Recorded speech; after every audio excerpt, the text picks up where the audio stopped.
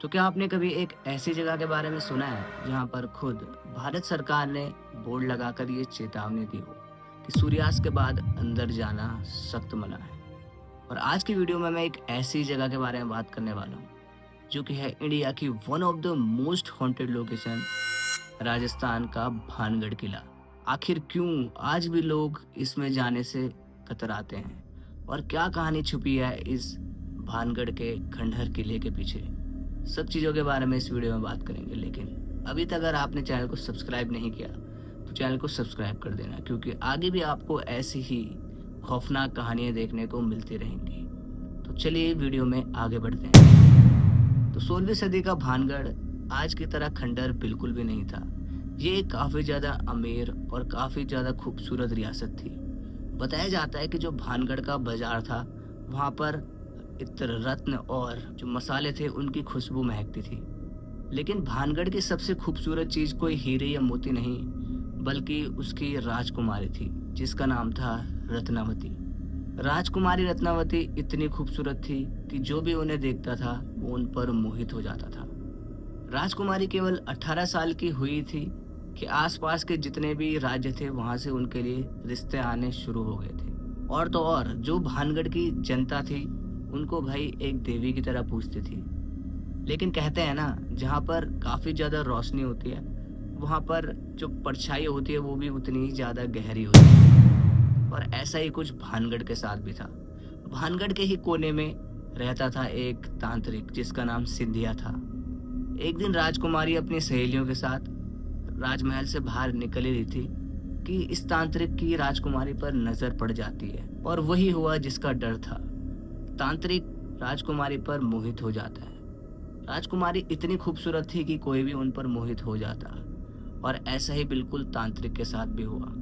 तांत्रिक ने उसी समय से यह ठान लिया था कि वो किसी न किसी तरीके से राजकुमारी को पाकर रहेगा। लेकिन उसे ये भी पता था कि राजकुमारी को पाना इतना आसान नहीं था, और वैसे भी कहाँ राजकुमारी और कहाँ एक तांत्रिक। लेकिन जो सिंधिया था वो कोई आम तांत्रिक नहीं, बल्कि तंत्र मंत्र और काले जादू का उस्ताद था। यानी उसे भाई काफी सारे तंत्र मंत्र और काले जादू आते थे। और तो और उसने शमशान में बैठकर ऐसी ऐसी विद्याएं पा रखी थी कि एक बार वो जिसे चाहे पा सकता था।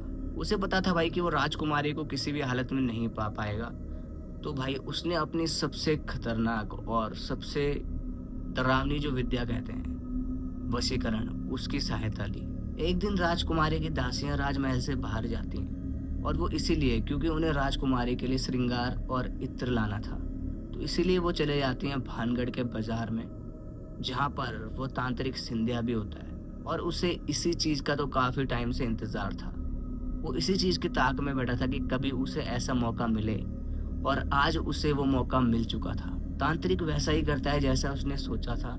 वो एक इत्र की शीशी लेता है और उसमें कुछ मंत्र बुदबुदाने लगता है, और वो उस इत्र की शीशी पर इतना खतरनाक काला जादू करता है कि जो भी एक बार उसे लगाता वो अपना मानसिक संतुलन पूरी तरह से खो देता। और उसका प्लान यही था कि भाई जैसी राजकुमारी इस इत्र को लगाएगी वो उसके पूरे वश में हो जाएगी, और वो दौड़े चले आएगी उसकी गुफा में। राजकुमारी की दासियां महल में वापस जाती हैं और वो राजकुमारी को वही इत्र की शीशी दे देती हैं। लेकिन राजकुमारी ने जैसे ही वो इत्र की शीशी हाथ में ली, उन्हें महसूस हो गया था, उन्हें कुछ अजीब सा महसूस हुआ। उन्हें लग गया था कि कुछ ना कुछ तो गड़बड़ है। और वैसे ही जो राजकुमारी थी उन्हें औषधियों और थोड़े बहुत तंत्र मंत्र की भी जानकारी थी।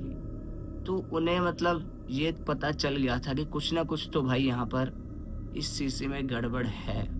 इसीलिए भाई वो इत्र की शीशी को उठाकर सीधा बालकनी से बाहर फेंक देती है, और जो इत्र की शीशी होती है वो जा गिरती है एक चट्टान के ऊपर। जैसे ही वो इत्र चट्टान के ऊपर गिरता है, वो जो सारा काला जादू था वो उस चट्टान पर काफी ज्यादा भारी पड़ जाता है, और इसकी वजह से वो चट्टान लुढ़कने लगती है, और लुढ़कते लुढ़कते उसी जगह पर पहुंच जाती है जहां पर वो तांत्रिक सिंधिया बैठा हुआ था, और वो चट्टान उसी तांत्रिक के ऊपर गिर जाती है।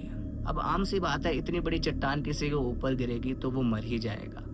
लेकिन तांत्रिक कोई आम इंसान नहीं था। मरते मरते उसकी हड्डियों की टूटने की आवाज आ रही थी, और उसका शरीर लगभग खत्म हो ही रहा था। लेकिन इसी दौरान वो चिल्लाकर यहाँ पर भानगढ़ को एक श्राप देता है और श्राप ये था कि जो भानगढ़ है वो काफी जल्दी ढेर हो जाएगा। वो ये भी श्राप देता है कि यहाँ के जितने भी लोग हैं वो तड़प तड़प कर मरेंगे और उनकी जो आत्माएं हैं इसी किले में भटकेंगी। तांत्रिक के मरते ही मानो श्राप ने अपना असर शुरू कर दिया। कुछ ही समय बाद जो पड़ोसी राज्य यानी अजबगढ़ था उसने भानगढ़ पर एक काफी खतरनाक आक्रमण किया और इन दोनों के बीच एक बहुत ही भयंकर युद्ध छिड़ गया। मुगलों के आक्रमण और अकाल ने पूरी तरह से तबाही मचा दी। कत्लेआम ऐसा हुआ कि कोई नहीं बचा और जो राजकुमारी रत्नावती थी वो भी इसी युद्ध के दौरान मारी गई। ये भी कहा जाता है कि तांत्रिक का श्राप इतना खतरनाक था कि आज तक उसके बाद भानगढ़ कभी भी बस नहीं पाया। जो शहर कभी राजपूताने की शान था आज वही शहर वीरान और खंडर में तब्दील हो चुका है। आज भी लोगों का मानना है कि वहाँ पर रात के अंधेरे में राजकुमारी की पायल गूंजने की आवाज आती है और तो और वहाँ पर तांत्रिक के मंत्र भी सुनाई देते हैं। शायद यही वजह है कि सरकार ने भी सूर्यास्त के बाद वहाँ जाने पर पाबंदी लगा दी है। आज भी कई लोग वहाँ पर जाते हैं, कोई चोरी छुपे, कोई परमिशन लेके।